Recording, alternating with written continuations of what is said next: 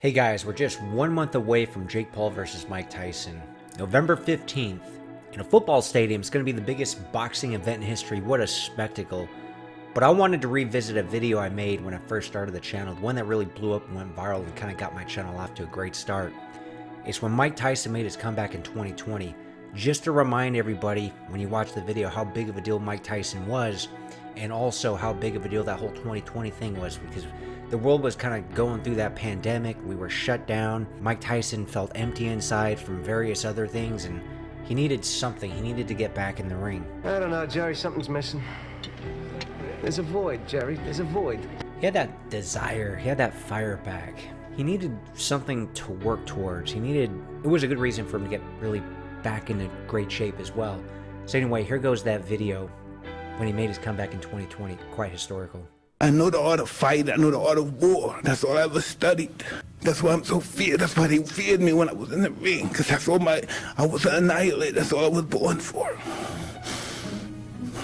And now those days are gone. It's empty. I'm nothing. So that was a very emotional Mike Tyson earlier this year on his podcast, Hot Boxing with Mike Tyson, which you can see on YouTube. What I found very interesting about those statements is that he just recently started talking about wanting to get back in the ring. I've been trying to get in the ring. I think I'm a boxer from exhibitions to get in shape. I want to go to the gym and get in shape to be able to box 3 or 4 round exhibitions. Now, these would not be professional fights, but rather 3 to 4 round exhibitions. So perhaps to get rid of some of that emptiness that he talked about. And now those days are gone. It's empty. I'm nothing. Aging in general could be depressing to think about as far as your body physically breaking down and you not being able to perform the way you used to. And I could imagine it'd have to be much worse for a professional athlete, which is usually someone known for their physical gifts.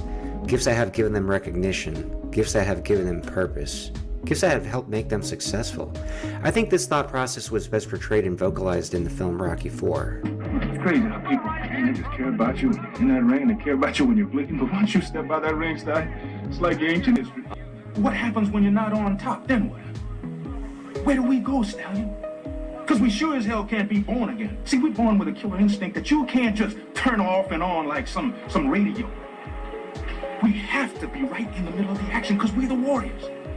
And without some challenge, without some damn war to fight, then the warrior may as well be dead, Stallion. So for those who don't know, here's a quick rundown on Mike Tyson.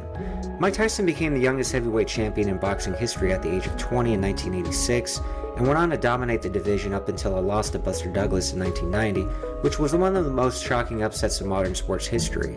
This was around the same time that problems outside the ring began to emerge, which would ultimately land Tyson in prison just a couple of years later in 1992. Roughly 3 years later, in 1995, Mike Tyson was released from prison and his comeback in boxing began. It wouldn't take long for Mike Tyson to regain the WBC title and then the WBA belt, which he would then lose to Evander Holyfield in a surprise upset, only to follow that up with a rematch that became infamous the world over and referred to as the Bite of 97. It's no surprise Mike Tyson ended up getting disqualified from that fight and his boxing license rescinded. But this would not be the last time we'd see of him in the ring. In 2002, he'd have a champion match against Lennox Lewis, which would end up being the highest grossing pay-per-view event in history at the time. Unfortunately, things did not go Tyson's way, as the fight was dominated by Lewis, who would go on to knock out Mike Tyson with the right hand in the 8th round. Now, Mike Tyson would have several less remarkable bouts until his final one in 2005, when he stunned the boxing world by quitting before the 7th round.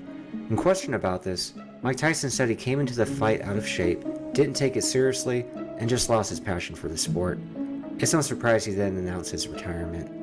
So that brings us to today, 15 years later, with the passion back and an emptiness that needs to be filled. It doesn't sound like he's necessarily in it for the glory, but instead for a noble cause. For some charity and stuff. I like to do some charity, take the money and help some homeless and some drug-affected motherfuckers, you know? Yeah. Just like me. So Mike Tyson's 53 years old. What can we realistically expect? To put that age in perspective, Bernard Hopkins fought competitively until the age of 51, and George Foreman was actually able to reclaim the heavyweight title at 45 and continued boxing until 48. So there's been some interesting news ever since Mike Tyson announced his potential comeback to the ring. For example, Lennox Lewis recently spoke out and refuted Deontay Wilder's 2018 claim that he could knock out Mike Tyson. Now, I don't know if this is more of a roundabout way of tooting his own horn, as Lennox Lewis did actually knock out Mike Tyson, so saying Deontay Wilder could not, Lennox Lewis is more or less pretty much saying he's better than Deontay Wilder. But there were even more interesting comments from Tyson's former trainer, who said, "Boxing's not the same now. I guarantee that if Mike Tyson trained for 6 weeks, he'd knock out Wilder in a minute." Those are clearly fighting words. So are these the types of comments and stories just trying to build some hype for Tyson's comeback? Possibly. Though I believe the curiosity factor alone will garner enough interest from not only fans of the sport, but the general public as a whole. Mike Tyson is one of those sports figures who transcends boundaries. He's a household name that people who don't even follow the sport know. Add to that, people just love a comeback story. I believe part of it's because deep down, everyone wants their own comeback story. And if they can vicariously live through and witness another person pull it off, well, it gives them a sense of hope that perhaps they can as well. Going back to Tyson's former trainer's comments about boxing not being the same now as it was, he's clearly right in many ways. One of the more obvious is just the physical. Although the heavyweight boxing division has not grown in popularity since Mike Tyson's heyday, it's clearly grown in physical size. I mean, the Klitschko brothers are between 6'6" and 6'7". Deontay Wilder is 6'7", and the Gypsy King Tyson Fury is 6'9", nearly a foot taller than Mike Tyson, who stands at 5'10". Even in his own era, Mike Tyson was always a smaller heavyweight. For example, Buster Douglas, the first man to beat Tyson, was 6'4". Evander Holyfield was 6'2", and Lennox Lewis was 6'5". Although a lot of people think of raw punching power when it comes to Mike Tyson, partly due to all the knockouts and early round finishes he was able to muster, it was really his speed that was an advantage and what ended up catching and finishing people. In fact, it's his speed that he still has to today. In addition to that, it's his footwork, it's the angles he's able to work in order to get in close and pummel his opponent's body that makes him so dangerous. Tyson Fury said in a recent interview that Mike Tyson in his prime would absolutely destroy modern heavyweights at the top of the division, like Anthony Joshua and Deontay Wilder, claiming those men have no defense. So anyway, let me know in the comments section if you're excited to see Mike Tyson make a comeback and who you'd potentially like to see him pitted against. Bear in mind, this will not be a professional fight, this will be for charity. It'll be an exhibition match. But with that said, anything can happen. What are you guys doing? This is supposed to be an exhibition! You understand? An exhibition! Okay, so fast forward to 2024. It should be noted that Jake Paul made his debut on the undercard of that Mike Tyson versus Roy Jones Jr. exhibition match.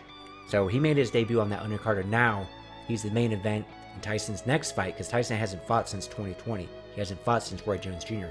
But this is not an exhibition match. This is going to be a real fight. They're doing 8 rounds, 2 minutes apiece, and I am pretty sure one of these guys is going to get finished. Now, obviously, early in the fight, Mike Tyson has the advantage. I think we all know that. As the fight progresses, Tyson starts wearing down. He's 30 years older than Jake Paul. He's never had the best endurance.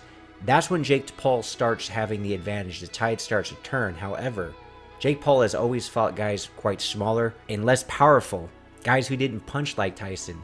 Tyson lands a couple of those shots, and we've seen he still has his speed. It could be lights out for Jake Paul. But anyway, I'm excited about this fight. I know a lot of people think maybe it's going to be fake, that it reflects poorly on the sport. But Tyson, it's something that he really wants to do. He said, look, the money's not going to change his life at the end of the day. He's got that drive back. He's got that fire. And I think he's got a lot to prove, even at 58 years old. So I think he beats Jake Paul. Anyway, let me know in the comments section what you guys think.